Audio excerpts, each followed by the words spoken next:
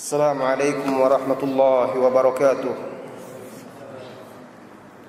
إن الحمد لله نحمده ونستعينه ونستغفره ونعوذ بالله من شرور أنفسنا وسيئات أعمالنا. من يهده الله فلا مضل له ومن يضلل فلا هادي له. أشهد أن لا إله إلا الله وحده لا شريك له وأشهد أن محمدا عبده ورسوله صلى الله عليه وعلى آله وأصحابه ومن سار على نهجه وتمسك بسنته إلى يوم الدين وسلم تسليما كثيرا. أما بعد. Ikhwah semuanya yang semoga senantiasa dirahmati dan diberkahi oleh Allah Subhanahu wa taala. Hari ini kita lanjutkan kembali majelis kita, majelis fikih, di mana kita mempelajari kitab Al-Fiqhul Muyassar fi Dhaw'il Kitab wa Sunnah. Dan kita terakhir berada atau sampai di pembagian air-air yang bisa digunakan untuk bersuci. Kemudian masalah yang ketiga, air yang tercampur najis. Masalah yang keempat, air yang bercampur dengan sesuatu yang suci. Kita masuki masalah yang kelima. Masalah yang kelima yaitu air musta'mal. Kita baca dahulu kitab, kemudian kita syarahkan.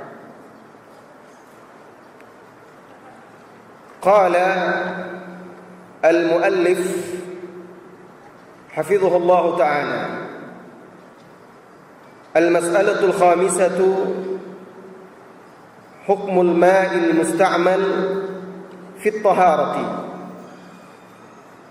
Masalah yang kelima yaitu hukum air al-musta'mal fi at-taharati. Musta'mal artinya yang telah digunakan, air yang telah dipakai untuk bersuci. Misalnya sisa wudu, sisa mandi junub. Ya. Nah, apa hukumnya? Apakah air sisa tersebut bisa digunakan untuk berwudu atau untuk bersuci lagi? Baik. Simak. Al-ma'ul musta'malu fi at-taharati كالماء المنفصل عن أعضاء المتوضئ والمغتسل طاهر مطهر لغيره على الصحيح يرفع الحدث ويزيل النجس ما دام أنه لم يتغير منه أحد الأوصاف الثلاثة الرائحة wat-ta'mi wal-launi. Kata beliau, al-ma'ul musta'mal fi at-taharati, air yang musta'mal, bekas digunakan dalam bersuci fi at-taharah, ka al-ma'il munfasil, seperti air yang munfasil, menetes atau sisa. Infasol, munfasil itu asal katanya infasola yanfasil, artinya terpisah. Jadi maksud di sini bekasnya. Seperti air yang menetes atau membekas dari si anggota wudu atau anggota tubuh orang yang berwudu atau orang yang mandi suci. Misalnya begini, kita berwudu di bejana, ember atau di bak. Lalu kita mengambil air dengan tangan kita, cuci muka. Air yang dari muka kita itu jatuh ke situ lagi. Itu namanya air musta'mal. Atau langsung tangan kita celup di situ. Itu musta'mal. Atau menetes dari tangan kita. Itu namanya air musta'mal. Nah, ini yang dimaksud. Air yang musta'mal atau air yang digunakan dalam bersuci, sisa air yang digunakan dalam bersuci, tahirun mutahhirun, adalah suci lagi mensucikan. Tahirun, suci pada dirinya sendiri, mutahhirun li ghairihi, dan bisa mensucikan untuk orang lain. Artinya apa? Air itu suci dan bisa digunakan untuk bersuci. Yarfa'ul hadatha, bisa mengangkat hadas. Apa itu hadas, Alfiansah? Ada? Hah? Sudah balik? Nah, nanti tidak tahu hadas nanti Pak ya nanti. Ya apa itu? Yang hadas besar apa? Basah. Kami tadi basah-basah sama Nasrul. Terus atau haid atau istihadah. Hadas kecil?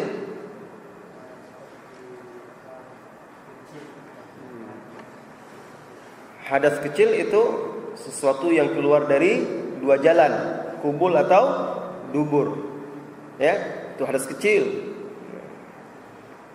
Dan dia mewajibkan wudu. Adapun hadas besar itu mewajibkan mandi.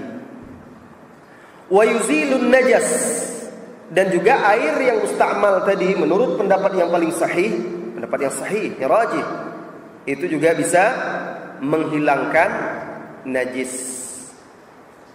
Madama annahu, madama apa artinya? Selama. Madama selama. Madama annahu lam yataghayyar minhu ahadul awsafi thalatha. Madama selama dia tidak berubah salah satu dari sifat yang tiga. Jadi sifat yang tiga itu tidak berubah. Apa sifat yang tiga itu? Raihah. Raihah apa makna raihah? Bau. Kemudian wat-ta'am. Ma makna ta'am? Rasa. Wal-laun. Ma makna laun? Warna. Selama air musta'mal itu tidak berubah salah satu dari yang tiga ini, bau atau rasa atau warna, maka dia tetap dalam kesuciannya dan bisa digunakan untuk bersuci ataupun menghilangkan najis. Baik. Iqra ya Ridho. Al-mas'alatul khamisah. Al-mas'alatul khamisah hukumul mani musta'mali fit taharati. Al-ma'u musta'malu fit taharati kal-ma'il munfasid an a'dha'il mutawaddi an a'dha'il mutawaddi wal muktasidi tahirun mutahhirun li ghairihi 'ala sahihi yarfa'u al-haditha wa yazilun najasa ma dama annahu lam yatawayyar minhu ahadul awsafi wa salatati ar-raihati wat-ta'mi wal-lawmi. Nah, baik. Jadi kita ulangi lagi. Air musta'mal. Di sini maksudnya air yang musta'mal dalam bersuci. Air sisa yang digunakan untuk bersuci di sini maksudnya seperti digunakan untuk wudu atau mandi. Tapi kalau dia musta'mal untuk menghilangkan najis, itu tidak bisa lagi. Beda. Misalnya ada najis di tangan kita, langsung kita basuhkan. Ada sisa-sisanya menetes. Sisa yang menetes ini sangat sedikit, ya kan? Yang dimaksud di sini adalah musta'mal dalam bersuci untuk raf'ul hadath, berwudu atau mandi. Dan dalil-dalil yang menunjukkan bahwa air musta'mal sisa berwudu atau mandi itu, mandi suci, tahirun mutahhirun li ghairihi atau tahur, ya. Dalil-dalilnya banyak sekali. Di antaranya adalah hadis yang diriwayatkan oleh Al-Imam Al-Bukhari dari Urwah bin Miswar, serta lain-lainnya, Di situ disebutkan wa idza tawadda'a an-nabiy sallallahu alaihi wasallam kadu yaqtatiluna ala wudu'ihi. Dan apabila Nabi sallallahu alaihi wasallam berwudu, maka para sahabat berebut-rebut untuk berwudu dengan sisa wudu Rasulullah sallallahu alaihi wasallam. Jadi hadis ini menyebutkan para sahabat Nabi sallallahu alaihi wasallam berwudu dengan sisa wudu Nabi sallallahu alaihi wasallam, dan itu mustakmal sisa wudu Nabi. Kalau seandainya air mustakmal itu tidak bisa digunakan untuk berwudu, kenapa ini dijelaskan seperti ini? Karena sebagian pendapat ulama mengatakan air mustakmal itu walaupun suci tapi tidak bisa digunakan untuk bersuci. Dia suci, tetapi tidak bisa untuk mensucikan yang lainnya. Itu pendapat yang banyak dipahami oleh orang. Nah, silahkan memahami pendapat tersebut, tidak mengapa, asal ada dalilnya.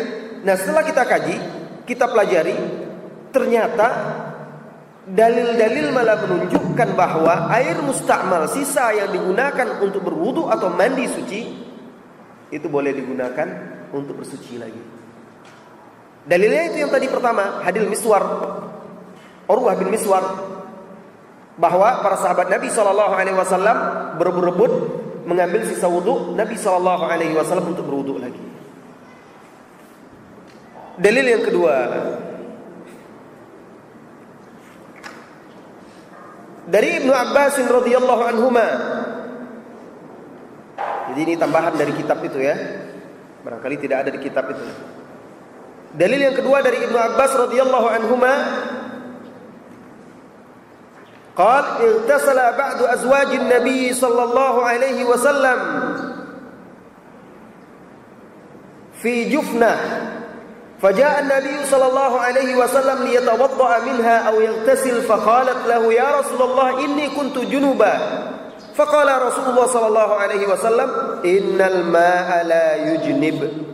Hadis ini diriwayatkan oleh Imam At-Tirmidzi dan juga Imam Abu Daud, dan hadis ini dikatakan oleh Imam At-Tirmidzi hadisun hasanun sahih, dan hadis ini juga disahihkan oleh Syekh Al-Albani rahimahullahu taala. Apa artinya? Kata Ibnu Abbas radhiyallahu anhuma, pernah salah seorang istri Nabi sallallahu alaihi wasallam mandi. Itu bibinya dia, Maimunah, bibinya Ibnu Abbas. Ibnu Abbas menceritakan peristiwa yang terjadi di rumah bibinya. Jadi Maimunah ini istri Nabi sallallahu alaihi wasallam dan dia adalah bibi Ibnu Abbas. Kan Ibnu Abbas pernah menginap, dulu saya kisahkan, menginap di rumahnya. Nah, apa kata dia? Salah seorang istri Nabi sallallahu alaihi wasallam mandi fi jufnah, di ember besar, bisa mandi berendam di situ. Faja'a Nabi sallallahu alaihi wasallam, lalu datanglah Nabi sallallahu alaihi wasallam liyatawadda'a minha, untuk berwudu dari air sisa mandi istrinya itu. Atau mandi, dalam riwayat lain disebutkan atau dia Rasulullah datang untuk mandi dari situ. Melihat Rasulullah hendak berwudu atau mandi dari sisa air tadi, istrinya berkata, "Ya Rasulullah, inni kuntu junuba." Wahai Rasulullah, tadi aku junub mandi di situ. Faqala Rasulullah sallallahu alaihi wasallam, "Innal ma'a la yujnib." Sesungguhnya air tidak ikut junub. Lalu Rasulullah berwudu sallallahu alaihi wasallam atau mandi. Kalau seandainya itu tidak bisa digunakan untuk bersuci, sisa mandi junub tadi, tentu Rasulullah tidak akan gunakan. Tapi kan istrinya khawatir airnya suci atau tidak. Maka diingatkan, ya Rasulullah, tadi saya mandi junub di situ. Apa kata Rasulullah? Tidak ada masalah. Air kan tidak ikut junub, tetap suci dia. Lalu Rasulullah berwudu. Ini dalil yang kedua, menunjukkan air yang musta'mal, sisa yang digunakan untuk berwudu atau mandi junub, itu suci lagi mensucikan selama tidak berubah salah satu dari tiga sifatnya, yaitu bau, rasa, dan warna. Dalil lain, banyak dalilnya, yaitu dari Ar-Rubai binti Muawwidh radhiyallahu anha. Ar-Rubayyi binti Muawwidh. Muawwidh dia menceritakan bagaimana wudu Rasulullah sallallahu alaihi wasallam. Kata dia di situ, anna Nabiyya sallallahu alaihi wasallam masaha bi ra'sihi min fadli ma'in kana fi yadihi. Adalah bahwasanya Nabi sallallahu alaihi wasallam menyapu atau mengusap bagian kepalanya dari sisa air yang ada di tangannya. Sebelum mengusap kepala, apa yang dibasuh? Tangan. Jadi sisa air yang di tangan tidak perlu dia ngambil air baru, sisa di situ saja, kan masih basah. Masih bisa. Artinya kan sisa itu, mustakmal. Digunakannya untuk berwudu menyapu bagian kepala. Ini juga dalil. Dan hadis ini diriwayatkan oleh Abu Dawud. Dalil lain di sini disebutkan di dalam kitab ini. Kita baca kitab ini lagi. Wa dalilu taharatihi anna Nabiy sallallahu alaihi wasallam kana idza tawaddaa kanu yaqtatiluna ala wudu'ihi. Bahwa Nabi sallallahu alaihi wasallam apabila berwudu hampir-hampir saja sahabat saling bunuh-bunuhan, maksudnya saling berebut untuk mengambil sisa wudunya. Wa li'annahu sallallahu alaihi wasallam sabba ala Jabir min wudu'ihi idza kana maridha. Dan juga karena Nabi sallallahu alaihi wasallam menuangkan kepada Jabir sisa wudunya apabila Jabir sakit. Di sini muttafaqun alaihi. Jadi Jabir sakit, tidak bisa Rasulullah yang menuangkan sisa wudunya untuk Jabir berwudu. Ini juga air musta'mal. Walau kana najisan lam yajuz fi'la dzalik. Kalau seandainya itu najis, air itu sisa yang digunakan untuk bersuci, maka tentu beliau tidak membolehkan melakukan perbuatan tersebut. Wali anna Nabiy sallallahu alaihi wasallam wa ashabahu, dalil yang berikutnya, wa nisa'ahu kana yatawadda'una fil aqdahi wal atwar. Dan karena Nabi sallallahu alaihi wasallam, para sahabatnya dan istri-istri beliau, mereka berwudu di dalam bejana-bejana. Wal atwar, tempat-tempat air. Kalau kita berwudu di ember kan beda dengan keran. Kalau keran kan airnya mengalir terus. Kalau kita dalam ember ambil, tentu sisa-sisa wudu kita akan masuk. Karena dahulu mereka berwudu dengan air yang ada di situ, maka ini menunjukkan air mustakmal itu tidak masalah. Wa yaqtasiluna fil jifan. Mereka dahulu juga mandi di dalam bak mandi yang besar. Wa mithlu hadza la yaslam min rasyasi yaqa'u al-ma' yaqa'u fil ma'i min al-musta'mal. Dan yang seperti ini tentunya tidak akan bisa lagi dihindari dari tetesan-tetesan air mustakmal yang sisa-sisa itu masuk ke dalam tempat air tersebut. Dan juga pertanyaan berikutnya. Seorang mukmin itu najis atau tidak? Tidak najis. Kalau ada orang mengatakan air mustakmal sisa berwudu, memang kenapa? Memangnya air kalau sudah berwudu kita najis? Kita tanyakan kepada dia. Tidak najis. Kalau tidak najis, kenapa tidak bisa digunakan bersuci? Seorang mukmin kan tubuhnya tidak najis. Karena Nabi sallallahu alaihi wasallam berkata kepada sahabat Abu Hurairah, "Innal mu'min la yanjus." Sesungguhnya seorang mukmin itu tidak najis. Kalau dia tidak najis, anggota tubuhnya suci, tentu air yang terkena juga tidak najis. Nah, jadi kalau paling gampangnya, kalau dengan orang-orang yang tidak paham dan tidak mengerti, tinggal tanya saja. Tubuh Anda najis atau tidak? Tangan Anda, anggota wudu Anda. Kalau najis berarti airnya juga najis. Kalau dia katakan, oh tidak najis, suci tidak? Suci. Kalau tidak suci bagaimana mau sholat kan? Kalau suci berarti air yang terkena juga suci. Baik. Iqra' wa dalil taharatihi ya Ghufran. Dalilu taharatihi.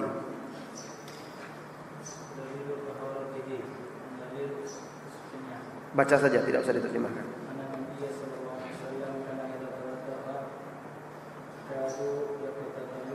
Yaktatiluna ala wudu'ihi. Wa li'annahu sallallahu alaihi wasallam sabba ala Jabir min wudu'ihi idza kana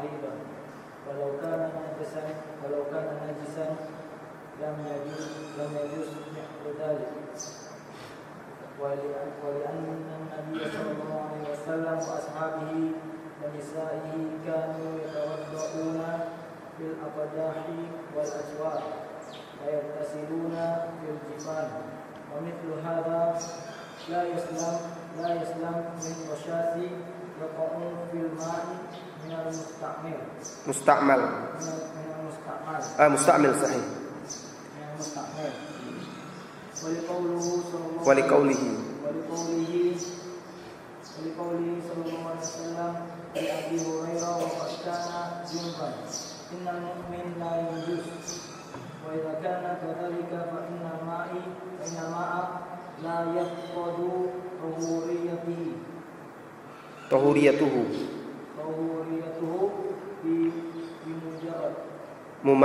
بمجرد مماسته له. Nah, kesimpulannya air musta'mal, air yang musta'mal dalam bersuci bukan menghilangkan najis ya. Air yang musta'mal dalam bersuci itu tahur atau tahirun li nafsihi wa mutahhirun li ghairihi. Tahirun fi nafsihi wa mutahhirun li ghairihi. Ini kesimpulannya. Baik. Kita masuki masalah yang berikutnya, al-mas'alatus sadisatu. Asarul adamiyyin wa bahimatil an'am. Asar itu sisa minum. Sisa minum. Apa hukum air? Sisa minum manusia atau sisa minum hewan? Misalnya ada air banyak kan, karena haus, Rehan langsung minum di situ. Masih bersisa. Datang Eko berwudu dengan itu. Boleh tidak? Sisa minumnya.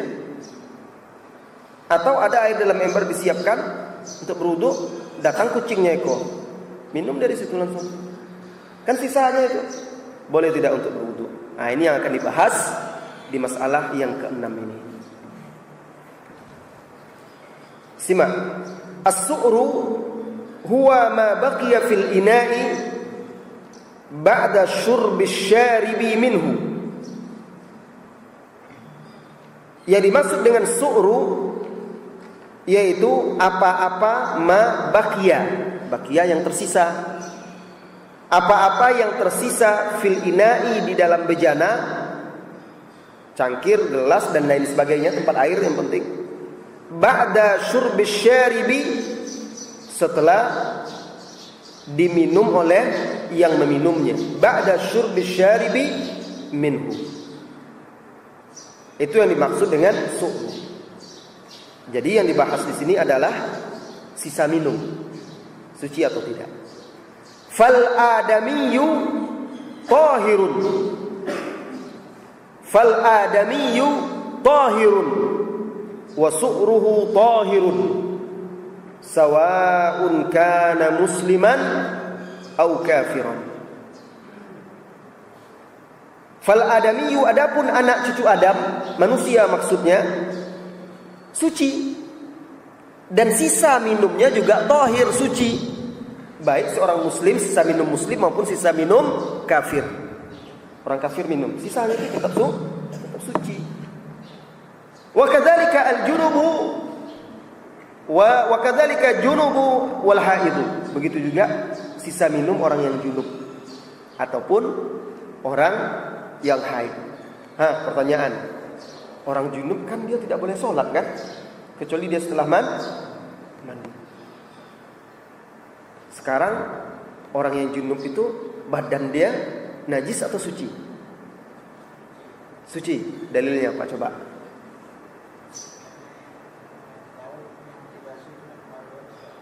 Iya, itu bukan dalil. Innal mu'min la yanjus. Bisa sebutkan kisahnya?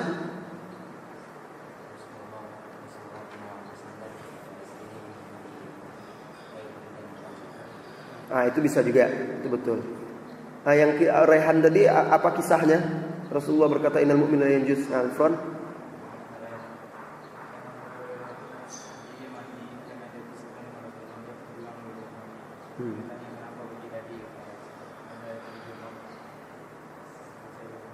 Ya. Baik. Yang dibawakan oleh Abdurrahman tadi juga bisa sebagai dalil. Rasulullah pernah membaca Al-Quran, kemudian bersandar kepalanya di paha atau di kaki Aisyah radhiyallahu anha. Kemudian juga itu dia kisah Abu Hurairah tadi. Jadi Abu Hurairah sedang junub, lalu dia berjalan-jalan di jalan kota Madinah, bertemu dengan Rasulullah sallallahu alaihi wasallam. Lalu dia duduk di dekat Rasulullah.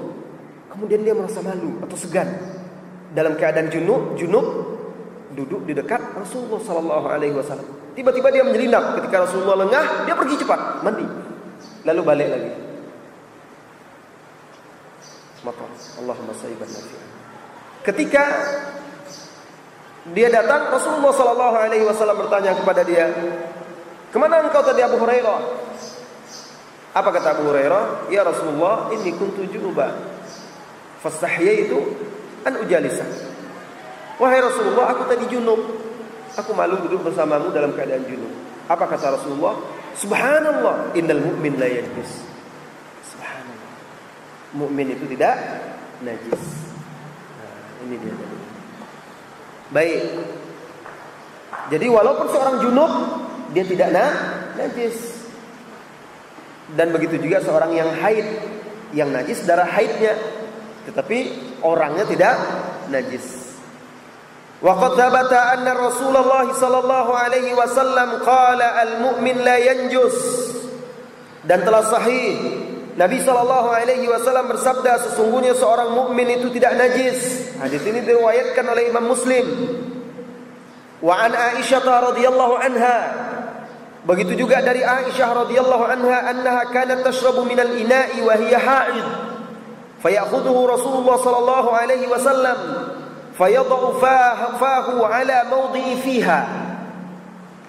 Dan juga hadis dari Aisyah radhiyallahu anha, annaha kanat tashrabu minal ina', bahwasanya pernah Aisyah radhiyallahu anha minum dari cangkir.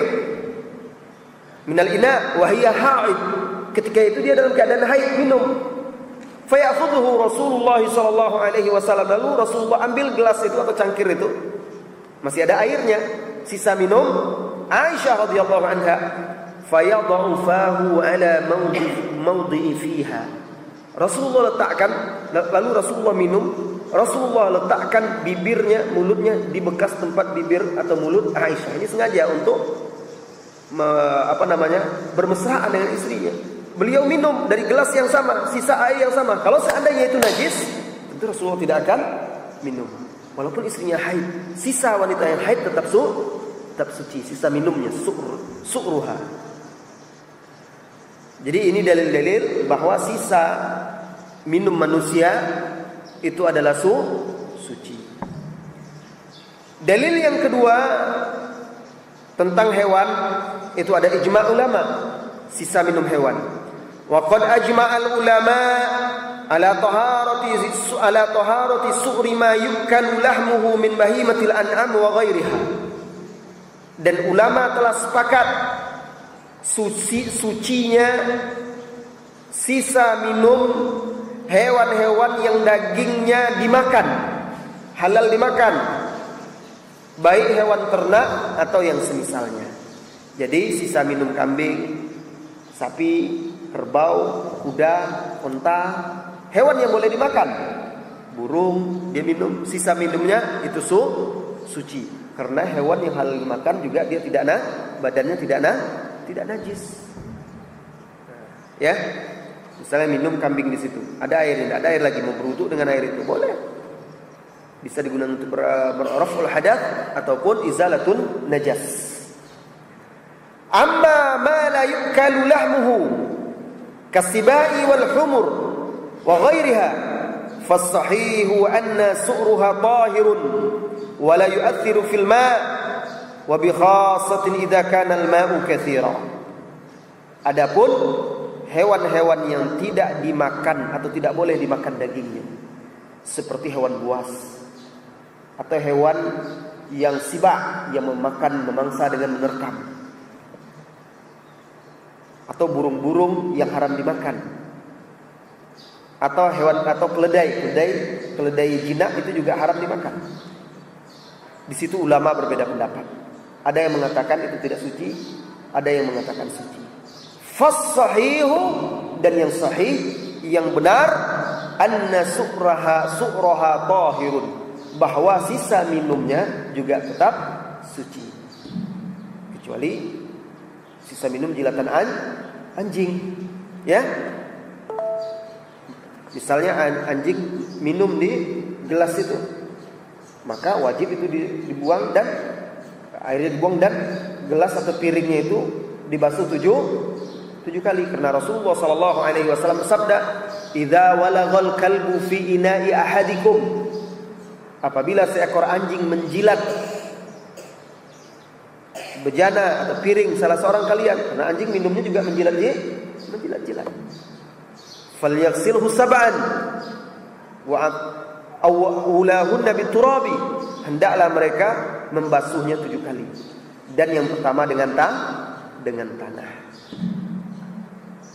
Adapun hewan yang lainnya, maka itu sisa minumnya tidak najis. Ini pendapat yang sahih. Apalagi kalau airnya itu banyak. Kalau airnya banyak, tentu lebih lagi. Wa amma idza kana al-ma'u qalila, bagaimana kalau air sedikit? Fataghayyara bisababi syurbiha minhu fa innahu yanjus. Adapun apabila air itu sedikit, lalu berubah air itu karena hewan yang tidak halal dimakan tadi, ya. Kan banyak hewan yang tidak halal dimakan itu. Harimau, hewan buas, babi dan segala macam. Minum dia, air itu sedikit, berubah air itu, berubah baunya atau berubah rasa. Misalnya dirasa leko kan. Bekas apa ini yang dia? Jangan dirasa-rasa sembarang rasa. Atau warnanya berubah. Fa innahu yanjus. Maka karena sudah berubah salah satu sifatnya yang 3, karena hewan yang haram tadi, maka itu adalah najis. Dalilnya apa? Wa dalilu dzalika al-haditsus sabiqu. Dan dalilnya adalah hadis yang telah lalu. Fihi annahu sallallahu alaihi wasallam su'ila 'anil ma'i wa ma yanubuhu min ad-dawabi was-siba'. Faqala idza balagha al-ma'u qullataini lam yahmilil khabath.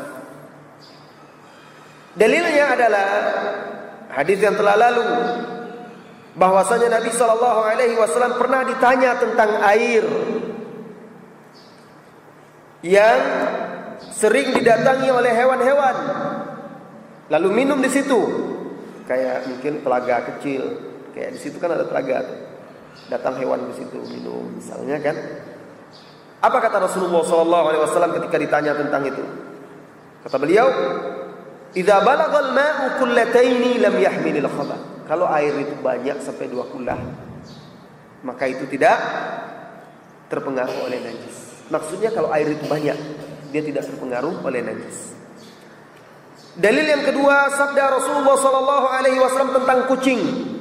Wa qauluhu sallallahu alaihi wasallam fil hirrah wa qad syaribat minal ina.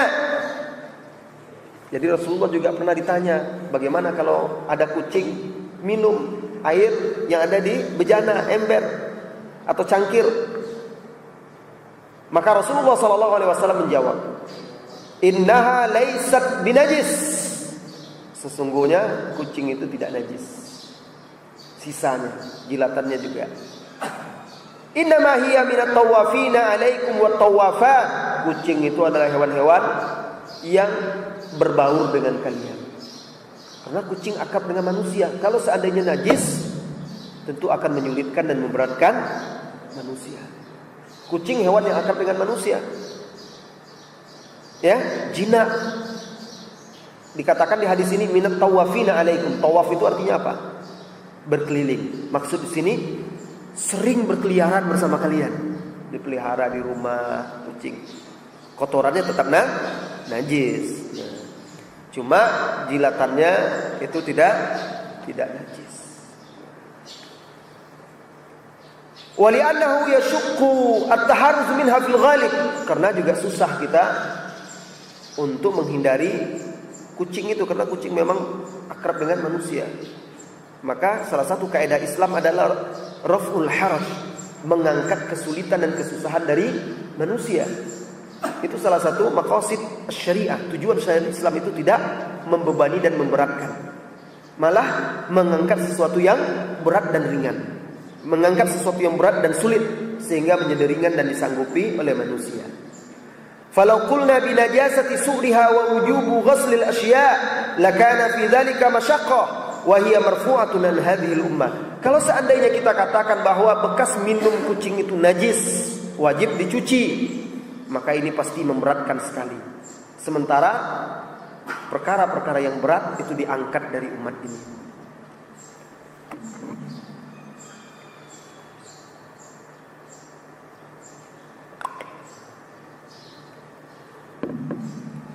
Wa amma su'rul kalbi fa innahu najisun wa kadzalikal khinzir.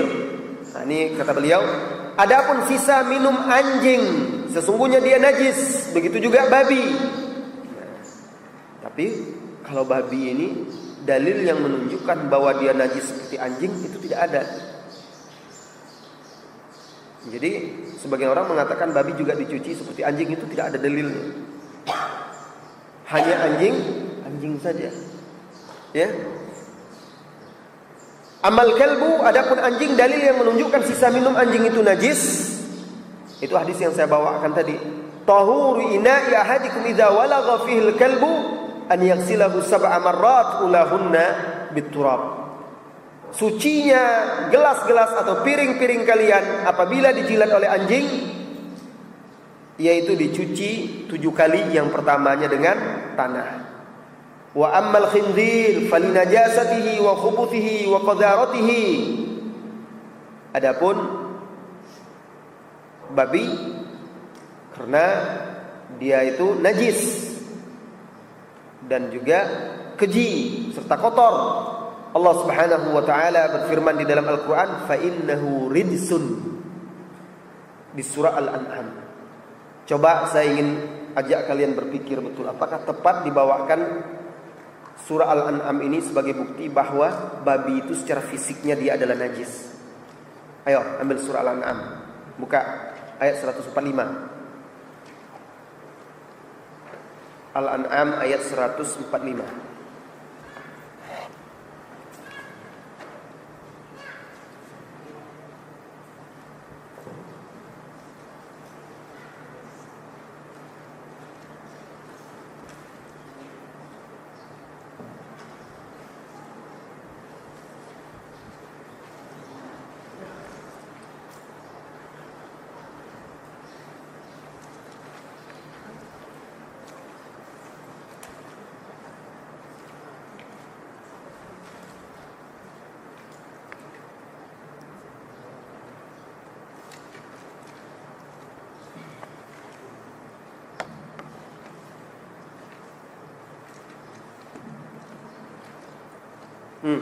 Coba baca ayatnya.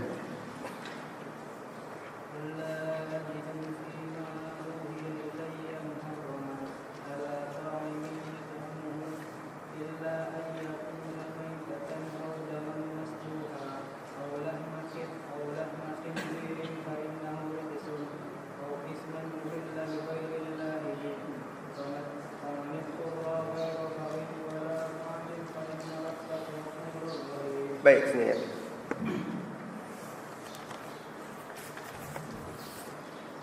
Qul la ajidu fima uhiya ilayya muharraman ala ta'imin yat'amuhu illa an yakuna maytatan aw daman masfuhan aw lahma khinzirin fa innahu rijsun aw fisqan uhilla li ghairi llahi bih faman itturra ghaira baghin wala 'adin fa inna rabbaka ghafurur rahim.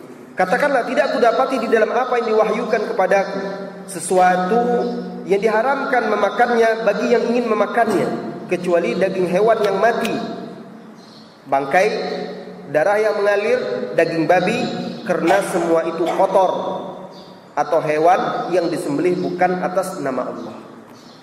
Jadi kotor bukan berarti dia itu adalah najis. Contohnya di sini disebut hewan yang disembelih untuk nama Allah. Misalnya ayam. Ayam itu kan suci. Ya, ayam itu suci. Ketika dia disembelih untuk selain Allah, untuk jin, maka dia menjadi bangkai. Tapi memegangnya, ayam itu dipegang walaupun dia bangkai, dia tidak membuat tangan kita najis. Jadi berbeda dengan anjing. Bahkan anjing pun para ulama sebagian ulama mengatakan, dan itu pendapat yang kuat, yang najis itu adalah jilatannya. Yang najis itu adalah jilatannya, sementara tubuhnya tidak. Jilatannya itu najis, bukan dari tubuhnya. Dan diteliti oleh ilmuwan, kenapa jilatannya najis? Karena ternyata anjing itu tidak punya pori-pori. Anjing itu tidak punya pori-pori. Jadi ketika dia kepanasan, dia menjulurkan lidah. Seluruh cairan tubuhnya keluar dari lidah.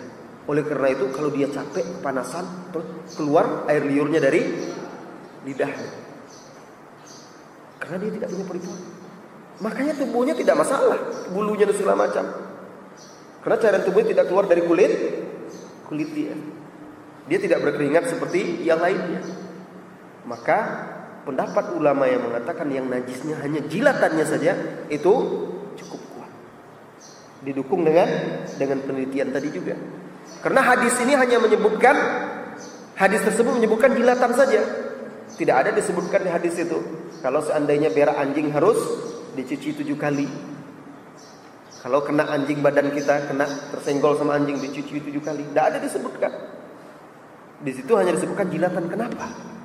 Karena ternyata dalam liur anjing itu terdapat penyakit-penyakit yang hanya bisa dihilangkan dengan dimatikan, dibunuh dengan tanah. Nah, ini juga salah satu mukjizat. Jadi berbeda dengan hewan-hewan lain. Kalau seandainya dikatakan babi sisa minumnya najis, bagaimana dengan hewan-hewan lain yang haram, sisa minum harimau? Iya kan? Atau hewan buas lainnya kan haram juga dimakan. Apa bedanya? Nah, jadi itu diantaranya. Karena di sini tidak ada dalil yang tegas yang menunjukkan bahwa babi itu haram, najis, tetapi dia tidak sama seperti anjing. Baik, dengan demikian selesai kita membahas masalah hukum-hukum air. Nah, kita murojaah dari awal lagi. Kita ulang-ulang. Baik.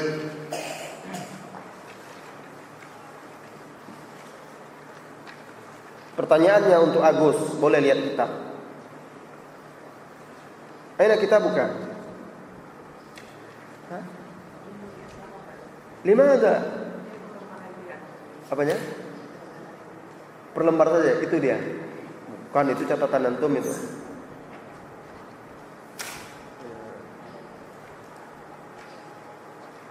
Kalau tidak antum bawa kitabnya, tidak belajar baca kitab nanti. Baik. Agus, at-thaharah tanqasimu ila qismain. Thaharah itu terbagi 2. Udhkurhuma, sebutkan keduanya.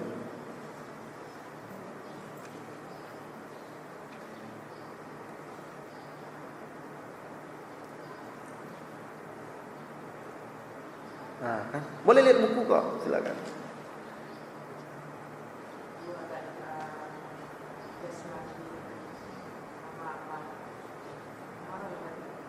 Ya, taharah. Nazrul.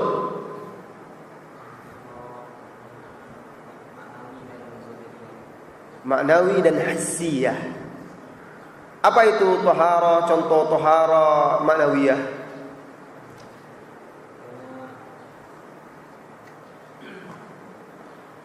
Boleh lihat kitab.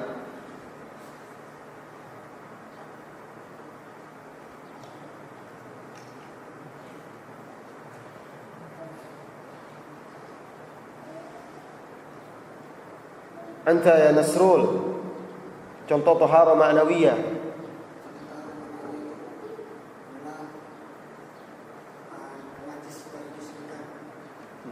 Taharah kok najis pula? Sucinya. Taharah ma'nawiyah yakni taharatul qalbi wan nafsi an syirki wa amradil qulubi karya wal ujub. Jadi maksud dengan taharah ma'nawiyah yaitu sucinya hati dan jiwa kita dari najis kesyirikan. Ya, dari najis syirik. Kemudian juga dari penyakit-penyakit hati yang lain seperti riya, ujub, kibir, sombong.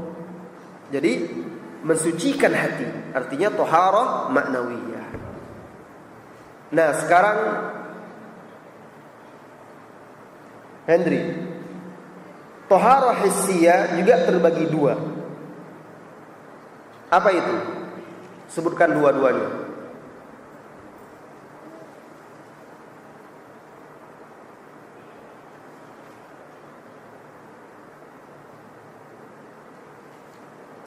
Taharah hissiyah ala naw'aini.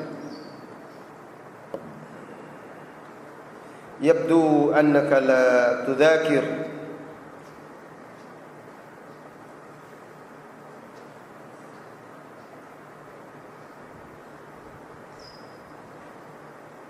ridha. Taharah hissiyah ada dua. Apa aja?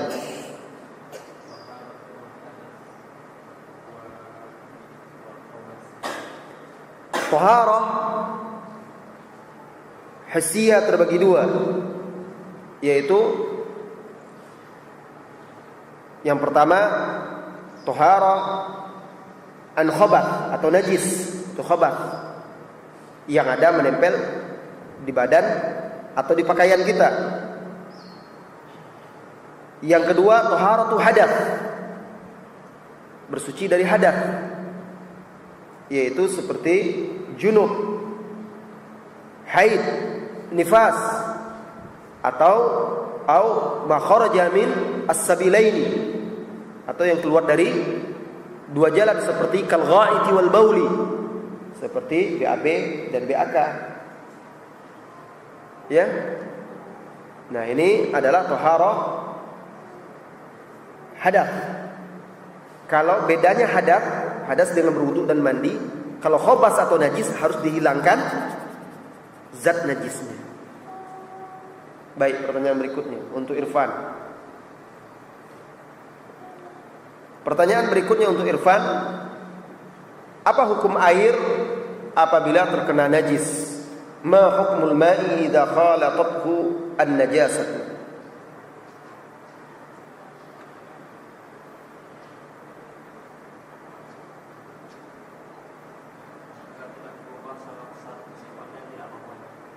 Jika tidak berubah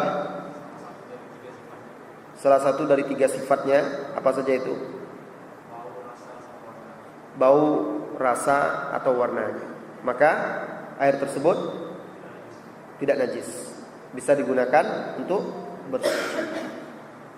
Bisa sebutkan dalilnya kok?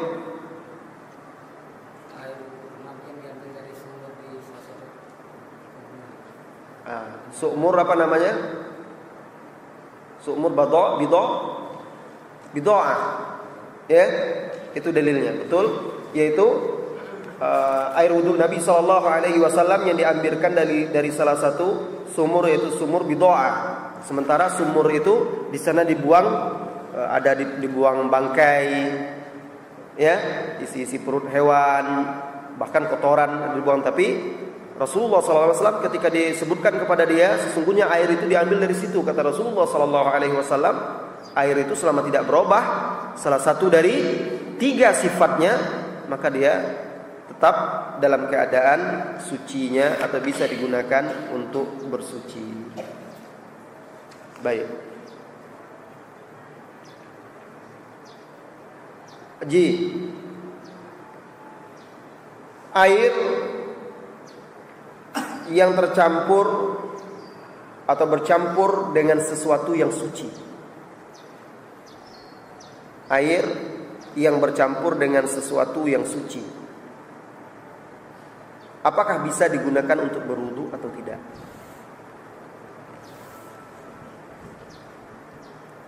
dan berubah sedikit dia. Airnya berubah sedikit. Tidak boleh.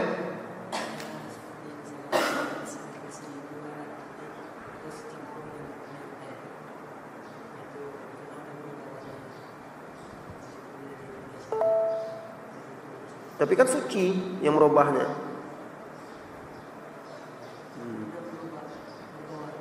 Iya, walaupun berubah warna. Seperti Rasulullah SAW memerintahkan ketika anaknya wafat, ya, anak perempuannya wafat, lalu para wanita muslimah memandikannya. Rasulullah SAW mengatakan, campurkan air mandinya dengan sedikit kafur dan juga daun bidara, sidr wa kafur. Nah, otomatis akan baunya berubah, bau kafur itu, kafur barus itu kan. Atau kadang air itu karena sudah lama tergenang, ada daun-daun, lumut, situ juga berubah warnanya. Nah, siapa yang bisa jelaskan ini? Anta ya Alfiansa? Tubayyin lana. Coba jelaskan.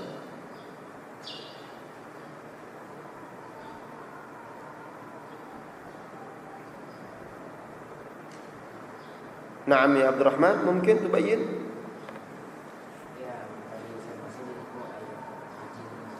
Ya. Karena airnya suci dan juga yang mencampurinya juga suci. Ya. Jadi begini, air al-ma'ul ajin atau air yang berubah karena sesuatu yang suci, tetapi tidak mengeluarkannya dari kemutlakan air. Artinya dia masih tetap air. Maka itu dia tahur atau tahirun fi nafsihi wa mutahhirun li ghairi. Kalau seandainya air putih, saya kasih sedikit air teh, berubah, tidak ada masalah. Tapi kalau sudah teh banyak situ dan merubah sifat airnya, sudah berubah dia, tidak disebut air teh lagi, teh namanya lagi kan. Atau saya campur dengan susu, sudah berubah dia menjadi susu lagi. Tapi kalau perubahannya sedikit, percampurannya sedikit, dia masih tetap air. Itu tidak ada masalah. Itu tidak ada masalah. Contoh lagi seperti dalilnya Rasulullah SAW pernah mandi di bejana yang di situ ada sisa tepung, sehingga merubah sedikit air itu. Rasulullah mandi junub dengan istrinya. Nah, ini menandakan selama tidak mengeluarkan dia dari kemutlakan air, masih disebut air. Ingat penyebutan di sini tentu dengan bahasa fikih, bahasa Islam, yaitu bahasa Arab. Karena orang kita menyebut susu air susu. Kalau dalam bahasa Arab tidak ada air susu. Susu ya susu, halib atau laban. Air ya air. Kalau kita kan kita campurkan air susu. Kalau dia sudah berubah jadi susu yang lebih nampak, lebih dominan susunya, ya susu namanya. Ya. Kalau tidak ya masih air namanya. Jadi selama dia tidak keluar dari kemutlakan dia. Mutlak itu tahu nggak mutlak itu ada? Mutlak itu dia belum ditakyid, belum diikat, belum dibatasi. Kalau air susu sudah di muqayyad dia. Tidak mutlak lagi dia, sudah ditakyid oleh sifat susu tadi. Ya. Nah, ini harus dipahami. Baik, itu dia. Saya harap antum-antum paham. Karena pada bab berikutnya kita akan masuk ke dalam masalah bejana-bejana. Bab yang kedua. Silakan kalau ada pertanyaan boleh diajukan. Naam ya Ufron. Silakan.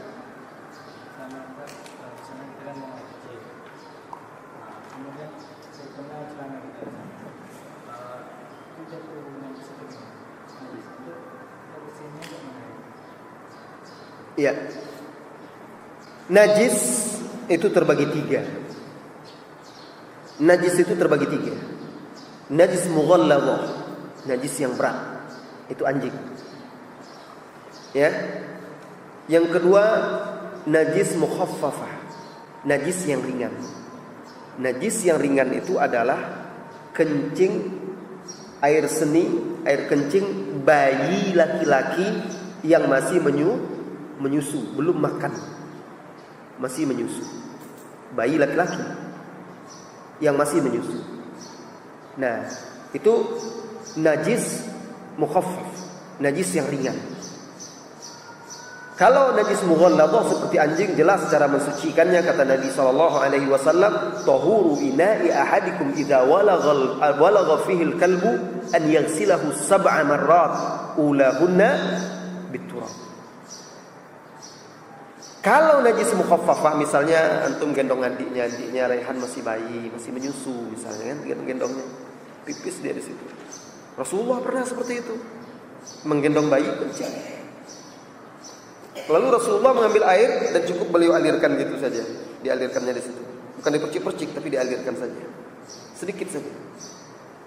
Ini najis mukhaffafah. Selain daripada itu, kencing atau ghaid, ya tai, berak, manusia, kotoran atau hewan yang najisnya, maka itu adalah najis mutawassithah, di tengah-tengah antara itu. Cara membersihkannya harus dicuci bagian yang terkena najis. Kalau seandainya terkena najis itu tempat yang bisa dihilangkan najisnya, tidak perlu dicuci. Najisnya bisa dipisahkan, misalnya kotoran berbentuk ghaid ada di halaman itu, di tanah itu. Kita mau menghilangkan, cukup diskop kan, buang, sudah suci tempat. Atau ditimbun dengan tanah yang banyak, tidak ada lagi, sudah. Nah. Atau najisnya itu cair di tempat seperti tanah, pasir, maka itu dengan disiram, seperti hadis baulul A'rabi, orang Arab Badui yang kencing di dalam masjid, kan tanah itu masjid Nabi, itu cukup disiram air 1 ember, lalu dia menyerap lagi ke dalam tanah. Kalau yang terkena najis itu misalnya di pakaian kita, kain, artinya kan ada pori-pori, ada benangnya, bisa meresap dia. Kalau kita tahu tempat yang terkena najis, maka cukup bagian tempat itu dicuci, seperti tadi kan, itu dibasuh. Harus dibasuh, bukan sekedar siram gitu saja. Kalau yang siram-siram gitu saja, itu untuk bayi yang masih menyusui, bayi laki-laki. Kalau itu harus dicuci sampai hilang bau atau rasa atau warnanya. Kecuali tidak bisa lagi hilang warnanya, ya, udah berusaha tidak bisa hilang karena menyerap dia ke dalam itu kan, tapi tidak ada bau lagi. Nah, ini sudah ma'fu anhu, dimaafkan, dan itu sudah suci. Ya. Nah, itu caranya. Baik. Dan kalau misalnya Anda tahu, masalah Anda di pagi hari, antum di pagi hari, tahu bahwa celana itu ada bagiannya yang terkena najis. Di siang hari lupa bagian yang mana, ragu antum ragu bagian yang mana kena najis, tapi antum yakin dia itu kena najis, maka wajib dicuci semuanya. Wajib dicuci semuanya, karena tidak tahu kita bagian yang mana, sementara kita yakin tadi ada kena najis. Ya. Soal tsani.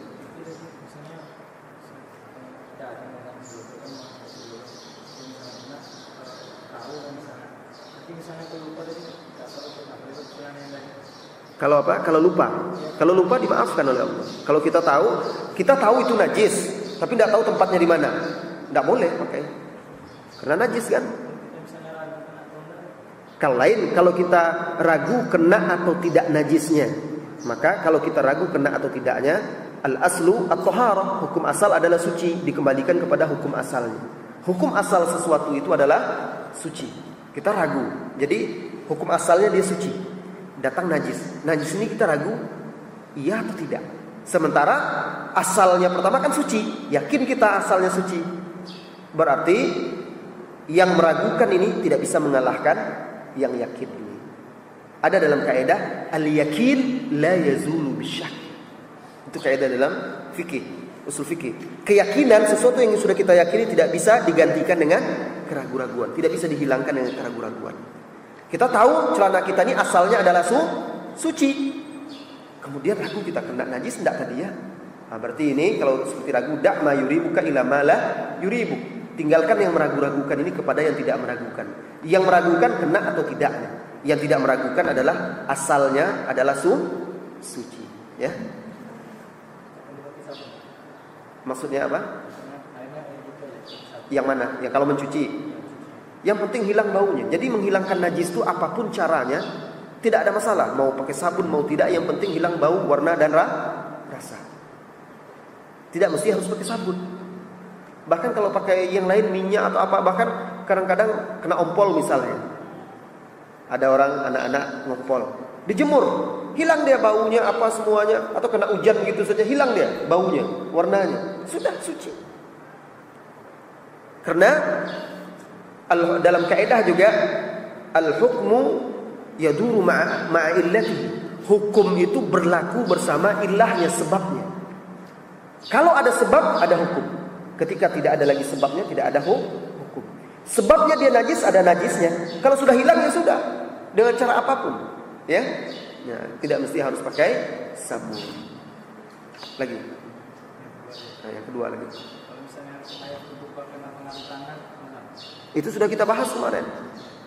Ya, air yang lama menetap, terdiam misalnya di tanah atau di telaga itu, terpengaruh oleh warna tanahnya. Tanah itu najis atau tidak? Tanah suci. Wa ju'ilat lil ardu masjidan wa tahura. Itu dalilnya. Dan dijadikan bagiku bumi itu sebagai tempat sholat dan juga suci lagi, mensucikan. Nah, air terpengaruh oleh warna tanah. Tanah itu suci, maka dia tidak najis. Kecuali dia sudah berubah, saking banyaknya pengaruh tanah itu berubah jadi lumpur, itu kan bukan air lagi namanya. Ya, lumpur namanya wahlun. Maka itu tidak berwudu, tidak bisa digunakan untuk berwudu kalau lumpur, ya. Nah, Meko. Air bekas yang digunakan orang muslim itu termasuk air yang sudah mensucikan tidak? Tadi sudah kita bahas. Sisa minum anak cucu Adam, baik muslim atau kafir, dia adalah tahir, suci. Ya. Nah, cara untuk membersihkan binatang anjing sekali itu gimana itu cara? Kan pertama pakai tangan. pertama pakai tanah, berarti tinggal 6 lagi ya. 6, sudah pakai tanah, siram satu air, siram, gosok, dah selesai 1. Siram lagi, gosok 2. Siram sampai yang ke-6-nya. Jadi kan 7 itu dengan tanah, ya. Jadi siram dulu, selesai, ambil lagi, siram lagi, ambil lagi, siram lagi, begitu. Hitung sampai 7 dengan yang pertama tanah tadi. Ya satu lama ya 1 aja namanya. Ya 1 aja kan. Nah, dia 7 kali. Karena 1 walaupun lama belum tentu hilang. Gunanya kenapa? Setiap air yang disiramkan itu dia akan menghilangkan.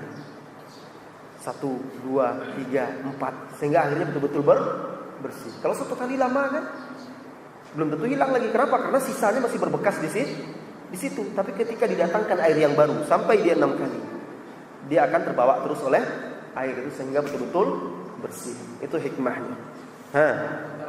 Gimana? Kotoran anjing najis. Kalau berdasarkan hadis itu tidak sama. Ya. Karena hadis itu jelas hanya menyebutkan jilatannya. Iya, najis pertengahan. Dan ditambah lagi dalilnya, di dalam hadis Sahih Bukhari disebutkan bahwa dulu itu anjing biasa berkeliaran di kota Madinah. Dia ada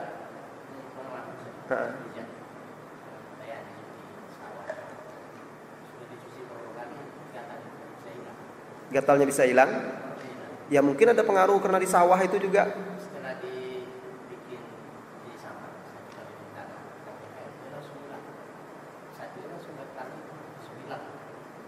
Allahu a'lam. Tapi yang jelas hadis itu hanya menyebutkan jilatannya, ya. Nah, dan dalilnya juga menunjukkan kenapa Rasulullah SAW mengatakan jilatan anjing. Berarti anjing itu kan sering berkeliaran, ya kan? Nah, jelas anjing sering berkeliaran. Bahkan di dalam hadis Ibnu Umar itu wa kanal kilab ta'ti wa tadhhab, datang dan pergi. Bahkan kadang anjing itu lewat dia di dekat masjid atau di dekat rumah Rasulullah SAW.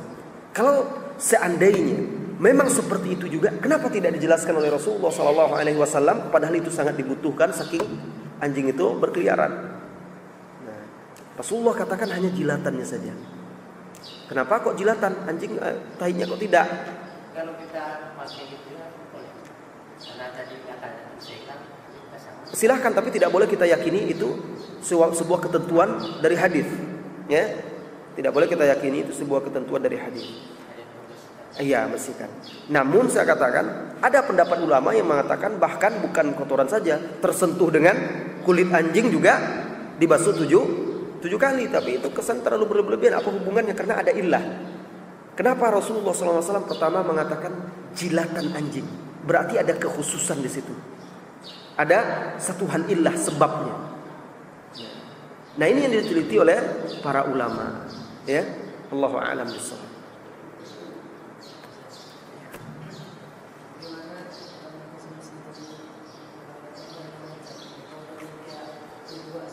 Iya.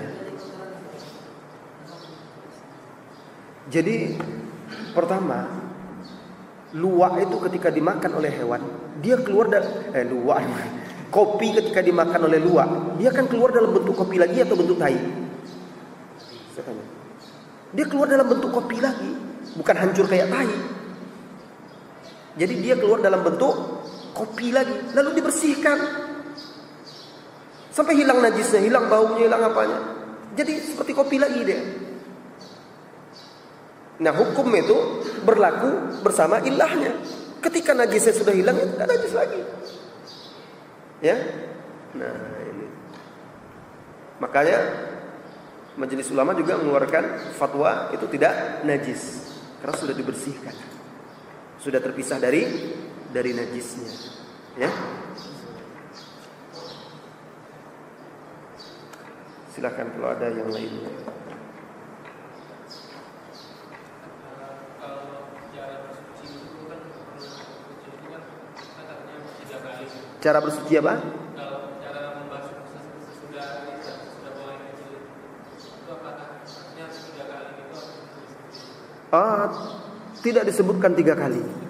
Ya. Apakah Kalau dengan batu atau sejenisnya istijmar selain dari air, itu memang disebutkan witir 3 kali. Yang selain air. Nah, tapi kalau air tidak ada dianjurkan itu. Yang penting bersih. kalau pakai air itu apakah disiram aja atau Kalau misal cebok gitu, kalau disiram kira-kira bersih enggak dia? Kalau disiram aja enggak bersih dia kan. Buang air kecil, disiram dibersihkan. Yang penting dibersihkan. Ya, disiram. Yang penting najisnya hilang. Kalau kencing kan dia bentuknya cair, disiram saja dia hilang.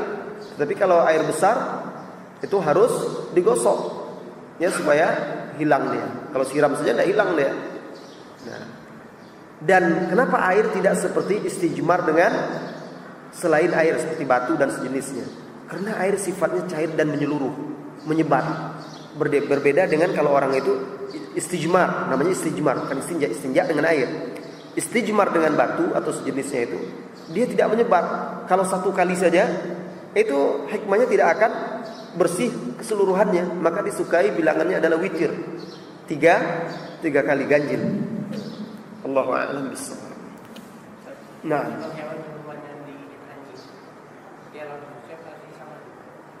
kalau hewan yang digigit oleh anjing, apakah harus disamak atau tidak? Anjing buruan, anjing pemburu ya. Nah, pendapat yang rajih, Allahu a'lam, itu tidak perlu disamak. Kenapa? Syariat itu memerintahkan kita untuk menyamak jilatan anjing. Itu pertama. Kemudian tiba-tiba syariat membolehkan anjing dijadikan hewan sebagai pemburu. Berarti itu sudah rukhsah, keringanan. Dan ketika syariat membolehkan, rukhsah, diberikan keringanan oleh syariat, tidak ada perintah untuk membersihkan seperti itu. Itu pertanda sudah dijamin oleh syariat. Sama contohnya ketika di surah Al-Maidah ayat 3 Allah menyebutkan sesuatu yang diharamkan untuk dimakan. Hurrimat 'alaikumul maitatu wad-damu wa lahmul khinzir wa ma uhilla li ghairillahi bih wal munkhaniqatu wal mawqudhatu wal mutaraddiyatu wan natiha wa ma akala as-sabu'u ila ma zakaitum. Nah, di sini disebutkan apa saja yang diharamkan dimakan, bangkai dan seterusnya, sampai darah hewan babi, kemudian hewan yang mati dari tempat yang tinggi terkena benda yang tumpul, atau hewan yang diterkam oleh hewan buas, itu haram dimakan. Setelah ayat itu, di bawahnya ayat sesudahnya langsung ada pengecualian, kecuali orang-orang yang dalam keadaan darurat. Famanitturra fi makhmasatin ghaira mutajanifil itsm fa innallaha ghafurur rahim. Barang siapa yang terpaksa memakan yang diharamkan itu. Dan kita pahami bahwa segala sesuatu yang dilarang oleh Allah Subhanahu wa taala itu akan berbahaya dan tidak bagus untuk manusia. Tetapi ketika Allah berikan keringanan dalam keadaan terpaksa, itu pertanda kondisi terpaksa itu menunjukkan bahwa itu tidak berbahaya. Misalnya orang yang terpaksa tidak ada lagi yang dimakan, terpaksa dia makan daging babi, kalau tidak mati, misalnya di hutan ya, itu kalau dia makan, itu tidak akan berbahaya bagi diri dia, karena sudah ada jaminan dari syariat. Fa innallaha ghafurur rahim. Tapi disyaratkan keterpaksaan itu, makan dia itu sekedar untuk menyambung hidup, bukan kenyang-kenyang puas-puas. Kalau sudah berlebihan mutajanifil itsm, sudah berlebihan itu tidak akan terjamin lagi. Sama dengan anjing tadi. Kenapa? Karena anjing pemburu yang sudah terlatih, ketika dia menangkap, dia tidak pernah menangkap hewan itu untuk diri dia, sekedar melumpuhkan saja. Berbeda dengan ketika dia makan, menjilat, ya kan? Itu sangat berbeda. Maka para ulama menjelaskan ini memang sudah pengecualian keringan dari syariat. Maka tidak ada satu riwayat pun, padahal itu dibolehkan, tidak ada satu riwayat pun menunjukkan bahwa itu harus disama. Allahu a'lam bissawab. Karena kalau dia udah ikan mati, apakah itu kalau dia ditangkap oleh anjing sejenisnya, kalau belum mati harus disembelih. Itu wajib kita sembelih. Karena anjing itu tidak halal, itu haram. Nah, menandakan anjing itu sudah terlatih atau tidak, dia tidak membunuh hewan itu. Dia hanya melumpuhkan saja untuk tuannya. Kalau dia membunuhnya atau ada sedikit dia makannya, itu sudah jadi bangkai, tidak boleh lagi. Karena anjing itu pengecualian yang dibolehkan untuk berburu itu di dalam hadis disebutkan adalah kalbul muallam, al-kalbul muallam, anjing yang terlatih. Jadi dia tahu. Tapi kalau dia sudah membunuhnya atau ada bagian dari itu yang dimakannya, berarti dia tidak terlatih dan itu haram digunakan untuk berburu. Allahu a'lam bissawab. Baik, ada lagi? Terakhir, sudah mendekati zuhur. Jadi kalau misalkan kayak yang kan kadang-kadang suka ditangkap sama